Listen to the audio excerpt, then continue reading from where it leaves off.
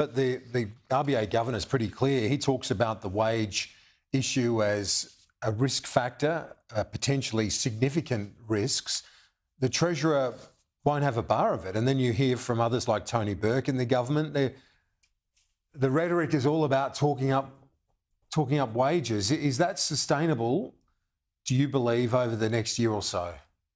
I think it's dangerous, to be frank. I think that particularly the Employment Minister, Tony Burke's been quite vocal about these outcomes and how it's great outcomes. And you got to be clear, both the Treasurer in particular, but also the Prime Minister, that yes, we are seeing a necessary pickup in wages now, but it's not the new normal. And it is dangerous. I mean, we've seen a number of policies from the government, whether it be on industrial relations, which is now really starting to get some traction in the economy, whether it's this Fair Work Commission decision that was supported by the government, or indeed the fact that fiscal policy isn't actually doing a lot to slow the economy down, is that the government is running a lot of inflation risk. And of course, leaving it all up to the RBA just means that they're going to end up with potentially higher interest rates. Now, look, we got some hints that the economy is slowing. Hopefully that'll continue and interest rates don't have to go up much more. But if we get to a point where the economy hasn't slowed, that it's resilient and that inflation is sticky next year, and interest rates go up above 5%, for example, I think that can be blamed on the government for not doing more to slow the economy with their fiscal policy, or indeed by encouraging these outsized wage increases. Are we already on the way to a recession?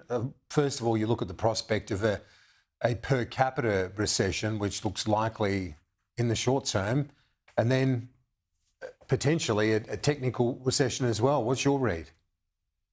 Well, we've got the first leg of a per capita recession with these numbers today. Although we got overall growth of 0.2, the per capita number was down 0.3.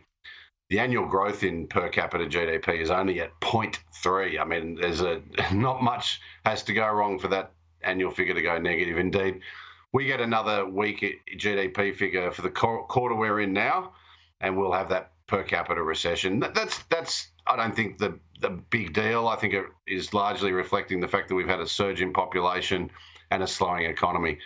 The bigger issue is, what does this slowdown we have to have going to look like? There's no two ways about it. The economy has to keep slowing in order to get this inflation and cost of living pressure down. It's just what extent. And I think at the moment, there's a real risk of a technical recession outright for the economy at some stage in the next 12 months, maybe towards the end of this year, early next year. But it should be mild and it should be short-lived. It'll get a lot of headlines and it will be of some concern, but we should be through it quite quickly. I think the risk, of course, is that if we try and fight that by not either raising rates enough or keeping a lid on wages or whatever is the policy that's necessary to get rid of this inflation, that you do risk having a much bigger recession down the track because interest rates have to go up by a lot more. So in a way, a mild technical recession is a much better outcome than a worse one 2 years hence. And, at the moment, I think the governor's very worried about this economy, and that's why he raised rates this week. And when we talk about a per capita recession, it basically means, if you can just explain that to our viewers, it's in the context of a rising and fastly rising migration number.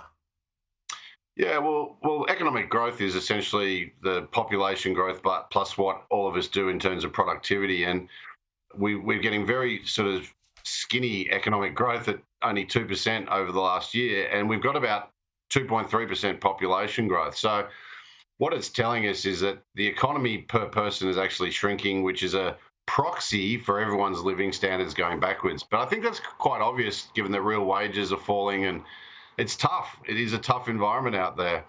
So this per capita recession, I think, is really just a reflection of a soft economy. I don't think it's something that we should be overly worried about, other than the fact that we don't want it to hang around. We want to be able to get our economy back to a position where we can grow at 2 or 3% with 1.5%, 2% population growth. Our living standards are going up, real wages are going up. And all of that requires us to get this economy back onto an even keel, as the governor says, to get rid of this inflation and allow government policies, reforms, competition to drive productivity growth. All of that is not going to be apparent in the economy over the year ahead. In fact, I think we're going to find the economy a very challenging environment the next year, but it's all in the name of getting us back onto that sustainable path and getting standards of living moving up and real wages moving up over the next 5 to 10 years. And do you, just finally on the productivity question, are you reassured by what you're hearing from the government on that front? Look, I'm not. The productivity measures thus far that they've announced in the last 12 months, I think, are very much at the margin. There's some good initiatives there, but they're quite minor. I think we need a much more serious look at this in terms of things like competition policy, taxation policy. And I'm just worried that the government doesn't have the political will to actually do this, and that we'll only actually see this addressed once it becomes an apparent and clear and persistent problem, which is obviously too late.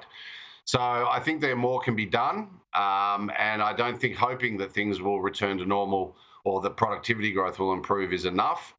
And I think the other big issue is that the size of government is huge and it's getting bigger, and that's not necessarily pro-productivity, because I think most people would accept that the public sector is not as productive as the private sector. So I don't think the productivity agenda is at all clear and is at all convincing. And I think that's going to be something we'll see more talk about over the course of the next year as we go through some very difficult economic times. Indeed. Economic advisor at Judo Bank, Warren Hogan. Great to chat as always.